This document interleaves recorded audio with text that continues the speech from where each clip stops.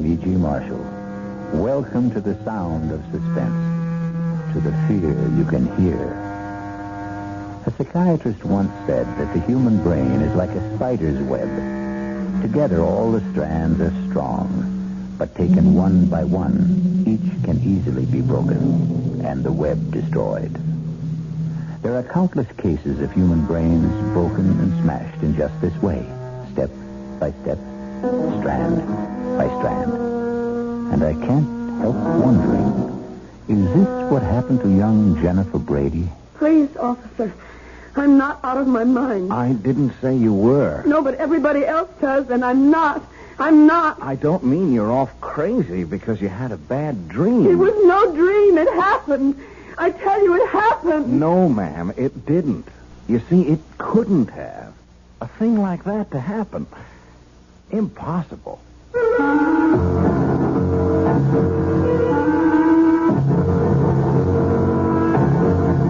Our mystery drama, Honeymoon with Death, was written especially for the Radio Mystery Theater by George Lothar and stars Lois Nettleton. It is sponsored in part by Anheuser-Busch Incorporated, brewers of Budweiser, and by the Kellogg Company, makers of Kellogg's Special K cereal.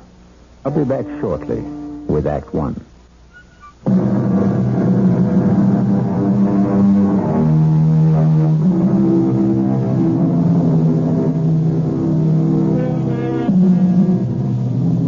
What makes Jennifer Brady think she's going out of her mind? What strange thing happened that couldn't have happened? Perhaps we can find out together. It was a wonderful honeymoon, Howard. I can't tell you how much I enjoyed it. Adored it. But you know something? Howard, you know something? What, Jennifer, what? It's wonderful to be back home.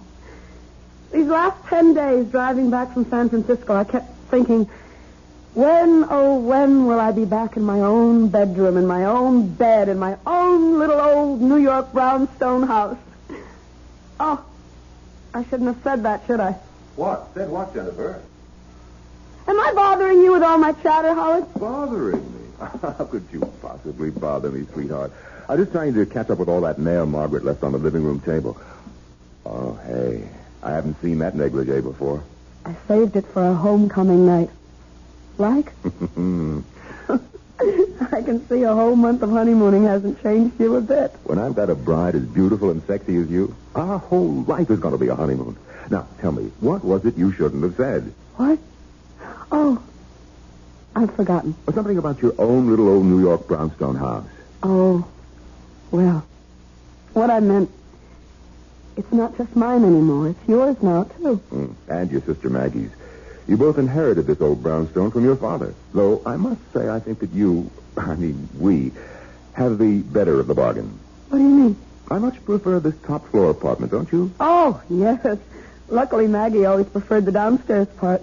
No climbing stairs. The stairs won't bother me. I'll take them 2, 3 at a time, knowing that you're waiting at the top of them. Oh, darling. Well, you better finish brushing your hair. I'll finish that mail in the living room. Howard?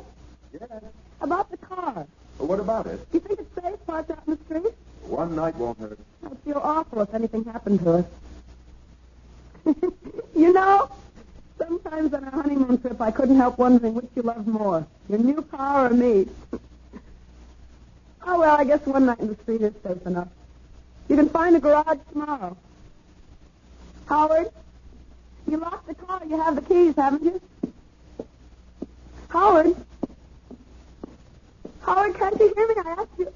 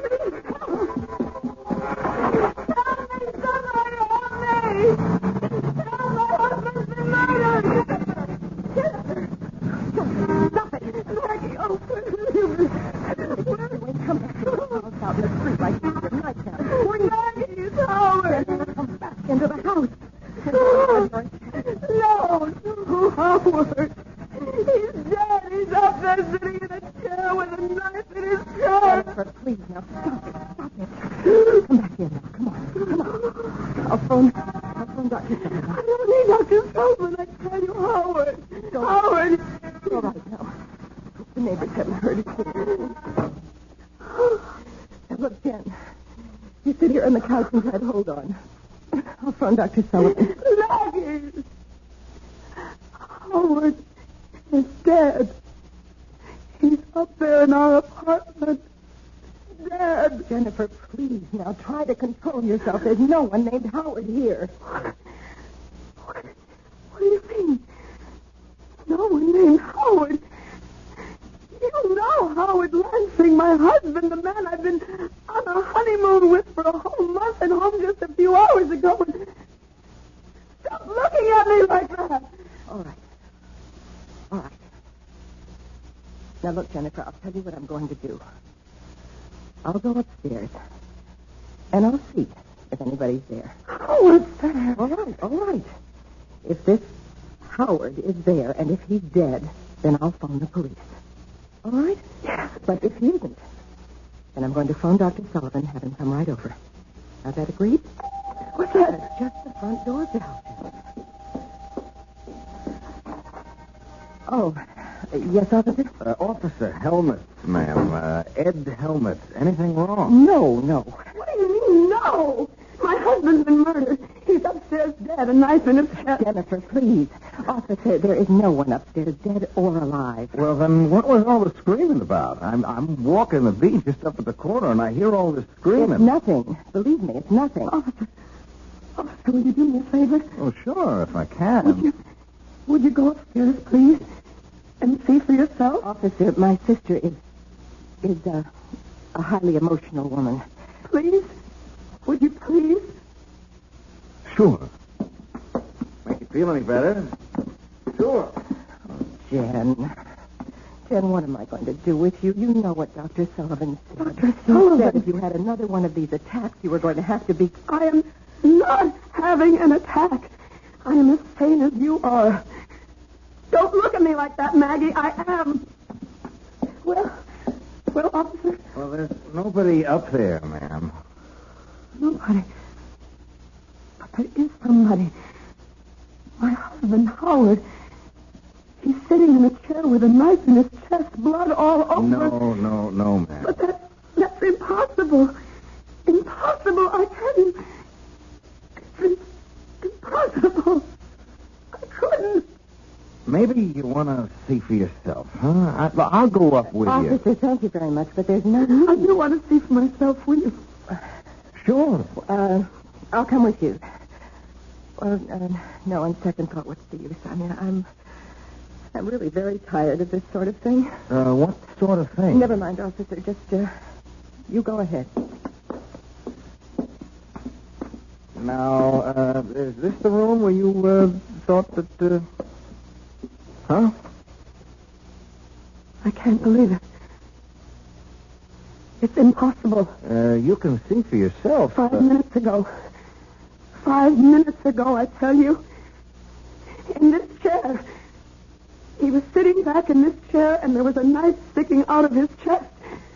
The mail was scattered all over the floor. Mail? We'd just come back from our honeymoon. We'd only been in the house a few hours, and Maggie had left all the mail that had collected for a month on the table, on this table. Well, you can see, ma'am, no mail. And blood.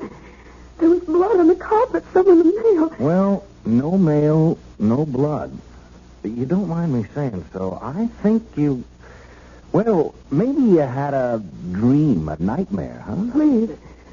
I'm not out of my mind. I didn't say you were. No, but everybody else does, and I'm not. I'm not. It don't mean you're off out of your mind because you had a bad dream. It was no dream. It happened. I tell you, it happened. Howard was here in the living room reading the mail. I was talking to him from the bedroom. I had just taken a bath, and I was brushing my hair. And... Wait. I know. I hadn't emptied the tub. The water's still there. It must be. I'll show you. I don't understand this. Tub's bone dry, ma'am. Hasn't been used. Now, not tonight, anyway. His clothes.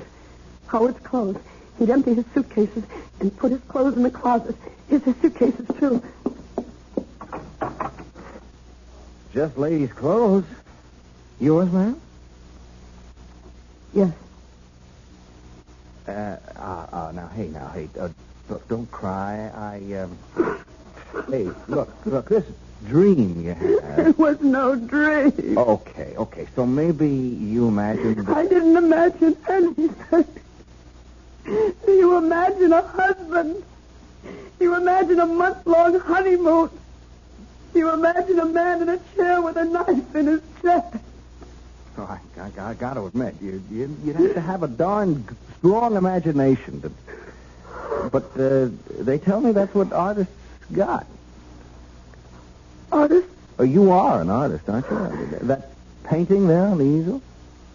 Oh, that's just a hobby. I haven't touched that since I left on my honeymoon. No? What do you mean?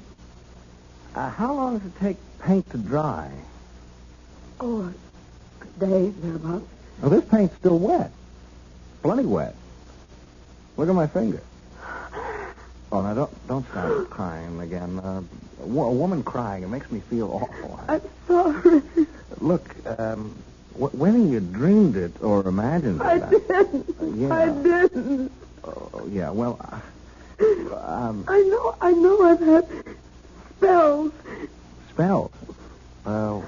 What kind of spells? Oh, I've always been high-strung, nervous, you know. No, I don't know if I know. I mean, me, well, I'm the other way. I haven't got a nerve in my whole body. I envy you. You've never been to a psychiatrist. A shrink? No, me. You ask me, anybody who goes to a shrink ought to have his head examined. That's a joke. You get it? Yes. Well, then laugh a little bit. Come on, do you good. I can't. No, of course you can't. I'm sorry. I should have known better than to even try and make a joke. You go to a psychiatrist, huh? Yes. Not regularly. Sometimes. What time? Oh, when I sort of get all keyed up and start having crying spells and feeling so sad I could die. Well, what's to feel sad about? Chick like, excuse me, a pretty girl like you with everything in life to live for. What's to be sad? I don't know.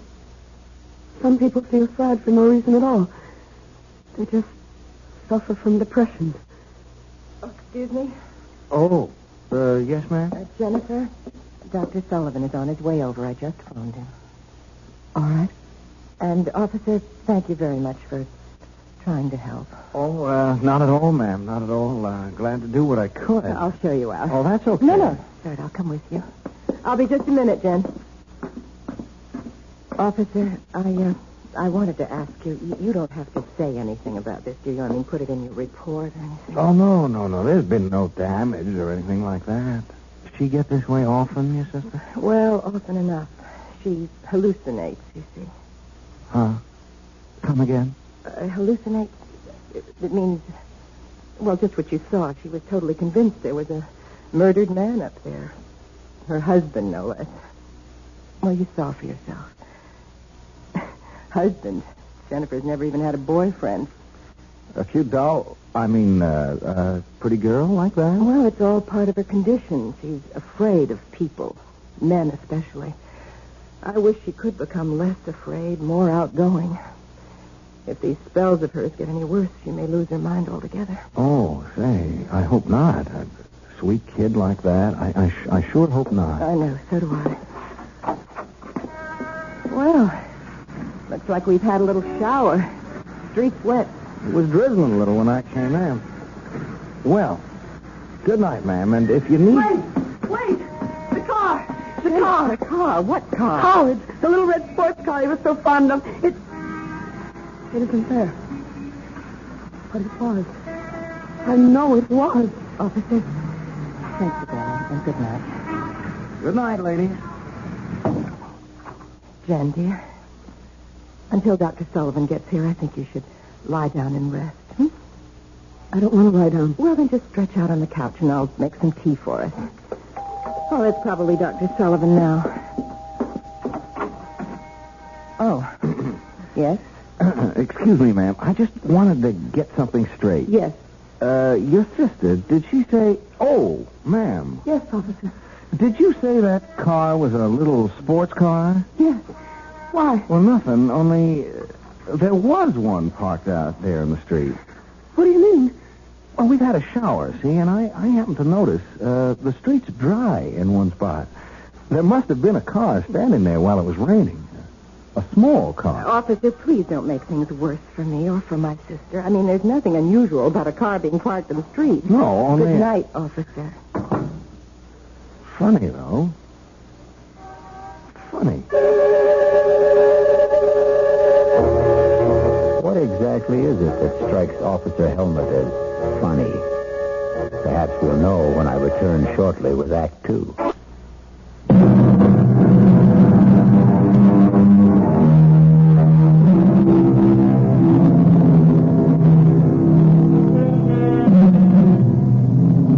Has a horrible murder been done? Or is Jennifer Brady losing her mind? Did she find the body of her husband, Howard Lansing, seated in the living room with a knife in his chest? Or did she imagine the frightful scene? Is she married? Was there a honeymoon? Oh, here's young patrolman Ed Helmut at the front door of the brownstone house where Jennifer and her sister Maggie live. And it's the following morning.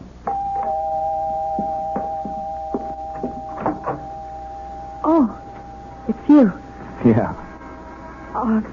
Well, won't you come in? Thanks. Thank you for, what you did last night. Oh, just doing my job, Mrs. I don't know what to call you. I don't know what to call myself. I don't know if I'm Mrs. Howard Lansing or Miss Jennifer Brady. Not after last night. Well, suppose I just call you Jennifer. You can call me Ed. Ed Helmut. What are you doing here? Well, I'm off duty, see. I'm on the 4 to midnight beat, and I just thought I'd drop around and see how you were doing. Oh, well, I'm all right. You mind if I ask you a couple of questions, Jennifer? No. It's your job, isn't it? Well, yes and no. In fact, being off duty now, I'm kind of asking these questions on my own. You know what I mean? I don't. Not really. Well, I tell you, that car of your husband's... If I didn't just imagine a husband. Yeah, well, if you didn't, that car of his, that little red sports car you mentioned, well, there was a car parked out front last night, and it was a little sports car. If it wasn't there when you left... Well, the space it left. It rained, remember, while the car was standing at the curb? Oh, yes. So at least you were right about there being a car. I mean, you didn't dream that up. It could have been anyone's car, as Maggie said. Oh, that's for sure. Still, though, it could have been a car belonging to a guy named Howard Lansing. Couldn't it? Couldn't it? Why are you doing this? Come again? Well, you know that I'm not well. That all my life I've had nervous problems. Oh, I can't believe it, but I must have dreamed it all up. Howard Lansing, marrying him, going on a honeymoon across country and back, coming home last night, finding him murdered. I must have imagined it all. Maggie says I did. Dr. Sullivan says I did. So why are you... You know something? I don't know. Maybe it's because, Well, what? I kind of like you, and, me, I didn't get much sleep either last night, thinking about this whole thing, thinking about you, and, I'm kind of wishing I could straighten things out for you. That's very sweet of you, officer. But... Call me Ed. Ed? sweet of you. But you're wasting your time. I'm mentally... Oh, come on now. Don't cry. You had a bad dream, that's all. A nightmare. Oh, it was more than that. Much more than that. When you dream something, you wake up and you know it was a dream. I'm still living it. I remember the ceremony. The hotels we stayed at. The things we did. Even Howard constantly fussing with his new car. Yeah, there's that car again. What do you mean, fussing with it? Oh, just that he was always polishing it, checking this and that. Fussing, that's all. And you remember all about the ceremony and the hotels and like that? It's all as vivid as if it had actually happened. Tell me about the wedding. Who married you? Nobody married me, Ed. I imagined... Okay. So where did you imagine you got married? A little town in Jersey. By a justice of the peace. What little town? What JP? I don't know. It was night and we just pulled off the Garden State Parkway. Howard had said he knew a place, a justice of the peace. Okay. What about hotels? Well... I remember we stayed at the Ambassador in Chicago and the Statler in St. Louis, the Beverly in Los Angeles, and... Oh, that you, Maggie? Yes, Jen. Connie called. Well, Hello, Miss Brady. Aren't you the policeman who was here last night? Yeah, that's right. You're wondering what I'm doing here now, huh? Well, yes, I am. I just dropped in to see how Jen was doing, that's all. Jen? Excuse me, Miss Brady. I was never much for being formal. Yes, obviously. Have you been here long? No, 10 minutes or so. Well, I don't mean to hurry you, officer, but Jennifer and I have an appointment in 1 hour with her psychiatrist, Dr. Sullivan. Say, would that be Dr. Martin Sullivan on Park Avenue? No, Dr. Arnold Sullivan on East 82nd. Oh. You seem terribly interested in Jennifer's psychiatrist. Me? Oh, no. I just ask a lot of questions. I trained myself. You trained yourself? You're going to laugh. I know you're going to laugh, but would you believe I want to be a detective someday? Of course I believe it. Why shouldn't I? Ask my sergeant. He thinks I'm something else wanting to be a detective. Laughs himself silly. Well, I certainly wouldn't laugh. I think it's commendable. You think I could make a detective? Of course you could. Well, say, that's a real shot in the arm. I mean, someone like you thinking that someone like me, just a cop and new on the force. As I said, officer, I don't like to hurry you, but... I'm going, Miss Brady. Going right now. Nice seeing you again, Jen. I'll show you out. Oh, that's okay. Some detective I'd make if I couldn't find the front door. Why, Jennifer, would you answer that, please? Of course. Oh, my God. Jennifer? What is it? Help me. Oh, my God, Maggie. Ed, help me. What? He's there. At the front door, he's there. Howard. Oh, I'm sorry. Is something... What's all the trouble? You're dead. Murdered. What? Last night after we got home from our honeymoon, I found you in your chair, stabbed to death. Last night, honey, stabbed. Maggie, what is this? Jen's having another one of her spells, Howard, that's all. Oh, I see. What do you mean you see? You see what? What, just... Excuse me, who are you? My name is Ed Helmut, Officer Ed Helmut. I'm a cop. A cop? Howard, I'll explain later what went on here last night. I don't understand this. I don't understand it. You're talking to Howard as if nothing had happened. Jennifer, nothing did. He exists. He's standing right here. He exists. And last night you acted as if you'd never heard of him. As if there was no such person as Howard Lansing. I don't remember. You did. Jennifer, stop it.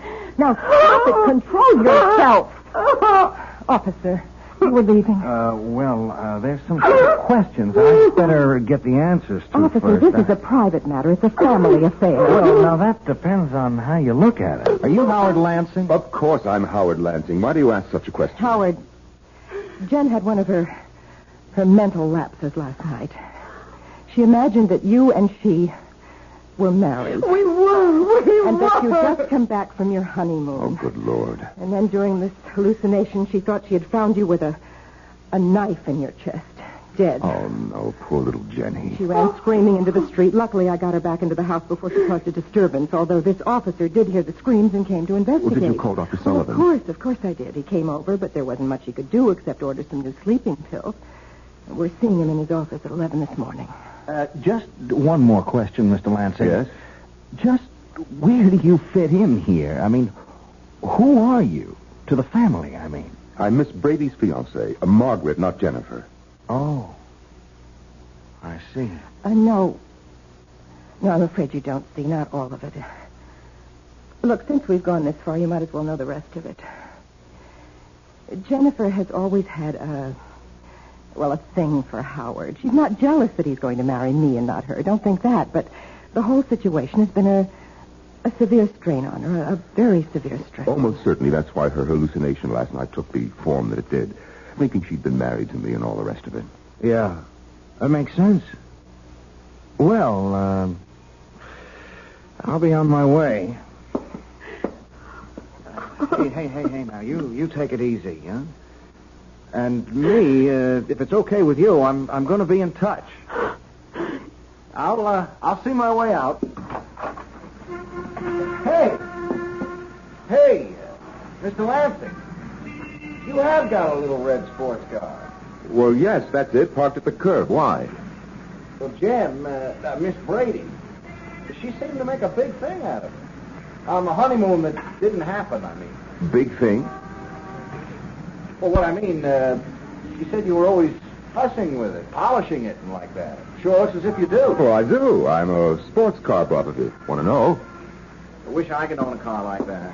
But on a cop salary, you had it long? Well, 2 or 3 months. Oh, like cross country. Well, maybe someday I will, but so far I haven't had the interest. Yeah. Well, see ya. Bye.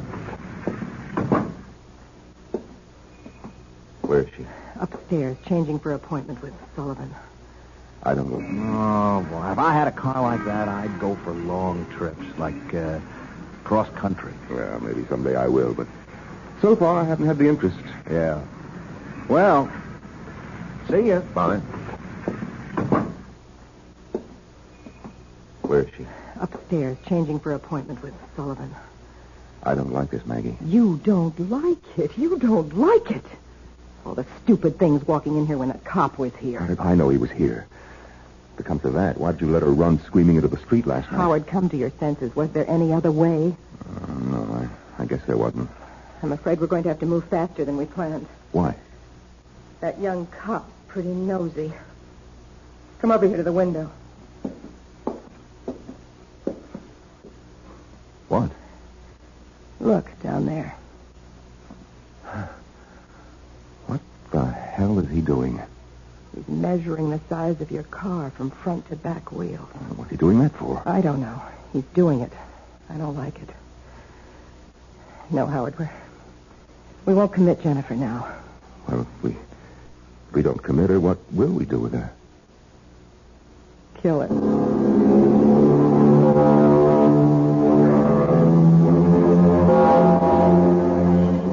Clearly, Maggie and Howard faked his murder. But how could they have managed it? And how will they kill Jennifer? We'll return shortly with Act 3.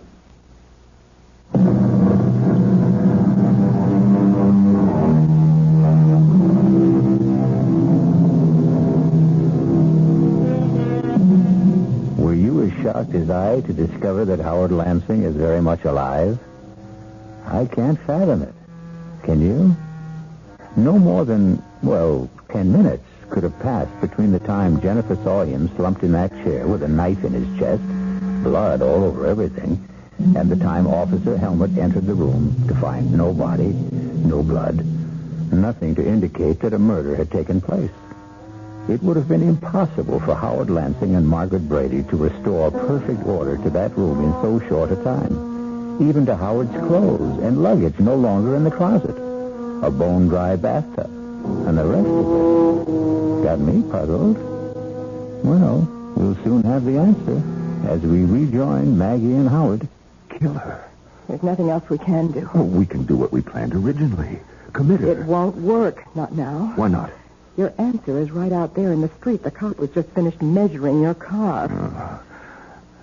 Now, what's he doing? Quite obviously getting into your car. I think I better get out there and see what he's up to. I was just about to suggest it, Howard. Officer, what are you doing in my car? Oh, say, Mr. Lansing. Say, I hope you don't mind. Like I told you, I want to own a little sports car like this myself someday, and, well, I just couldn't help sitting behind the wheel. Say, I hope you don't mind. As a matter of fact, I do mind. Oh, well, say, please excuse me. I just kind of flip over a car like this, that's all. Is that why you were measuring the wheelbase? Measuring... Oh, that. Yes, that. I saw you from the window. Yeah, well, now, I tell you, I want to get to be a detective someday, see? And I'm studying, like, fingerprints and stains and like that, and measuring. Now, measuring things is important, very important. You'd be surprised how important measuring things is. So, I take every opportunity to measure things. Yes. Well... Like last night. Were you here last night? No, I was not here last night. Funny. What's funny? Well, last night, Jennifer, Miss Brady, she said a car, in fact, your car, was parked outside here. Only it wasn't. I mean, when we looked, no car. Well, I just told you that... Yeah, but there had been a car. You see, it had rained, and the car was standing out here during the rain and left a dry space in the street. And I measured that, too. Couldn't help myself. It's become a habit, you know? Well, I fail to see what this has to do with Identical. Same wheelbase. That car and this one. Look, there are probably thousands of sports cars in New York. I'm not saying it was the same car. Oh, no, nothing like that. I'm only saying the wheelbase was the same. Very interesting, I'm sure. But if you don't mind now, Just leaving when you came out. I apologize if I have set you getting in behind the wheel without permission. That's all right. Yeah. Well, goodbye. Oh, by the way... Now what? You got 11,243 and 9/10 miles on the speedometer. 1,000 or so more than you said you had. I just thought you'd like to know. Thank you. I'm deeply grateful for that information.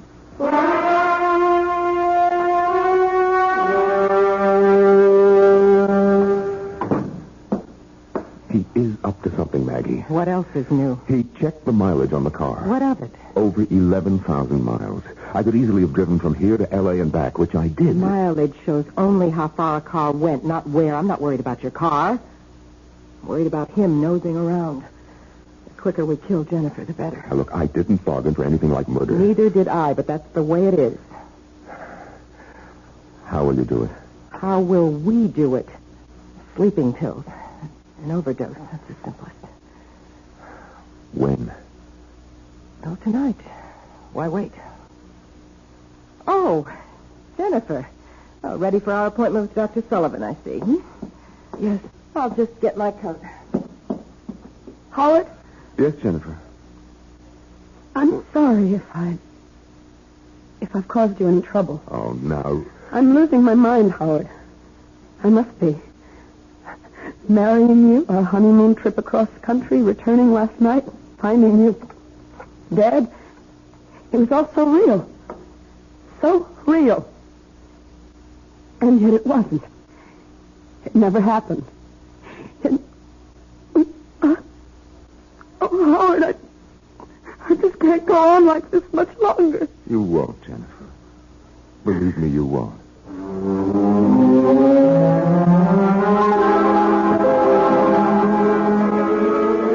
You sure of that?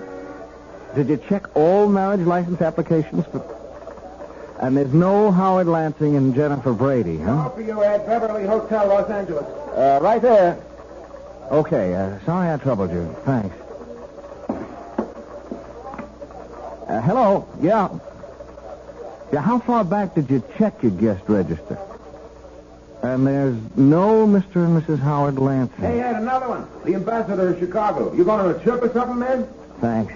Officer Ed Helmut here. Yeah, I think I can tell you what you're going to tell me before you tell me. No record of a Mr. and Mrs. Howard Lansing. Yeah. Well, thanks. There's gotta be a clue. There's gotta be.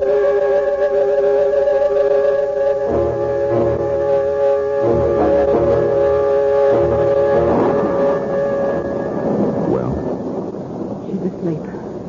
how many pills did you give her? Enough. What's the matter, Howard? Why that look on your face? I'm a murderer. I'm just beginning to realize it. I am a murderer. Not yet, Howard. She won't be dead for a while. How can you be so calm? You frighten me, Maggie. I've never seen this side of you before. You've got to be kidding. All the time we spent planning To this. commit her, not murder her. What's the difference? We're not doing all this for peanuts, you know. We inherited $1.5 million from my father, Jennifer and I. You and I will have all of it once she... Who could that be? I'll see. Wait. No, I guess we can't pretend no one's at home. The lights are all on. And my car's parked out front. Oh, it's you. Okay if I come in, Mr. Lansing? Oh, well, now, Thanks. Rotten night out there. Just plain rotten. It's Officer Helmet, Maggie. Yes, so I see. Getting to be a regular visitor, aren't you? To be honest with you, Miss Brady, it's a real nasty night, and walking a beat, I didn't think you'd mind if I came in for a few minutes. Also, I wanted to see how Jen's getting along. Jen is getting along very well, if it's any concern of yours, which it is not. Oh, well, I only... Officer Helmet, circumstances beyond my control brought you into this house last night, but I do control whether you'll keep coming here like this. Please leave. Oh, well, now, wait a minute, Miss Brady. I like your sister, and I have reason to think she likes me. Now, wait a second. Just wait a second. I also think she needs somebody like me, somebody to lean on, to protect her. And further than that, I'm here on official business. Official business? I'm placing you both under arrest on a charge of... Where is Jen? That's no business of yours. What's all this about? Where is she? She is upstairs asleep, if you must know. Asleep at 8 o'clock at night? She took a couple of sleeping pills. Where are you going? How dare you go up there? Maggie, my God. Any nerve, don't lose it now. But he'll know. He'll know she took an overdose. That's all he will know. He will know that we gave it to her. He's arresting us. For what? On what charge? Whatever it is, he'll never make it stick. We've covered our tracks too well for the law to... He's carrying her down. All right, baby. It's going to be all right. Operator, this is Officer Ed Helmet. I want an ambulance sent to 127 Brockhurst, and fast. An ambulance? Why an ambulance? An overdose of sleeping pills. She took a... She didn't take them, Buster. They were given to her, shoved down her throat, you ask me. I'm changing the charge against you two. I'm booking you for attempted murder. You must be out of your mind. You're as crazy as my sister. Who isn't crazy at all. That was a real far-out scene you two tried to pull. I gotta hand it to you two. You planned it so careful, so good. There wasn't a loophole in it, except one. I don't know what you're talking about. You don't, huh? Then let me explain. You set the whole thing up, the two of you. The marriage, the honeymoon trip across country and back, the fake murder, and the whole bit. Oh, and you played it smart. Very smart. Not a clue. I checked the marriage license bureau. No license. Easy enough. You could have bribed the clerk to destroy it. Now, look, I checked a few hotels. The big ones like the Ambassador, the Beverly in Los Angeles. No Mr. and Mrs. Howard Lansing listed. A piece of cake. When you registered, you gave a different name. You're making yourself look like a fool. What you're saying is you could find no evidence. Oh, but I did. One little clue that neither of you thought about. The car, Mr. Lansing. Your pretty little red sports car. I don't follow. You will. I told you I found that dry space out on the street last night because a car, a little sports car like yours, had been standing there during the rain. Well, it could have been anyone's car. Sure. Same size as yours. Same wheelbase, but I agree, it could have been anyone's. Only it wasn't. It was yours. You want to know how I know? We'd be enthralled. I know, because last night, that car wasn't parked outside this house, but the one next door. I got to wondering about that. I kept saying to myself, if it was his car, why did he park outside the house next door? I came up with the answer today when I entered that house. Nobody there. And found fake blood all over the upstairs room. A gag knife. The kind you attach so it looks like you're stabbed. Even your clothes. and your luggage in the closet. Mr. Lansing. Oh, God. So you see, if it hadn't been for your car, I'd never have realized that brownstone houses in a row like these are identical. You bought this place, or leased it while Jen and him were on their honeymoon, didn't you, Miss Brady? Last night, when Jen went screaming into the street, you deliberately let her run into the street so you could bring her back to the house next door. This house. In her state, wound up tight like she was, she never realized what you were doing, as you knew she wouldn't. You'll have to prove these accusations. I will. I can. With the one little clue that nails it all down at all four corners. The little red sports car again. What about it? Well, you told me you'd never driven across country. I never have. If you're thinking of the mileage on the car, that proves nothing. Well, not the mileage, Mr. Lansing. The servicing. Servicing? You had it serviced at the Beverly Hotel in Los Angeles. A lube job, oil change, new filter, the works. And like they do at all service stations, they slapped a little sticker on the door jamb. That little sticker that carries the name and address of the service station. That little sticker that practically nobody ever notices. Anyhow, you didn't. And it says, Beverly Hotel Service Station, Los Angeles, California. Date and all.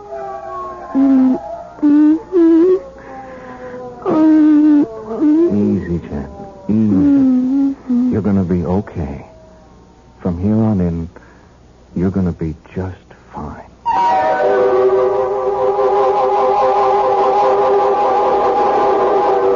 Must have been a costly business, buying or leasing that identical brownstone house and furnishing it exactly like the one next door. But then, Maggie had all the money in the world, or thought she did. I'll return shortly.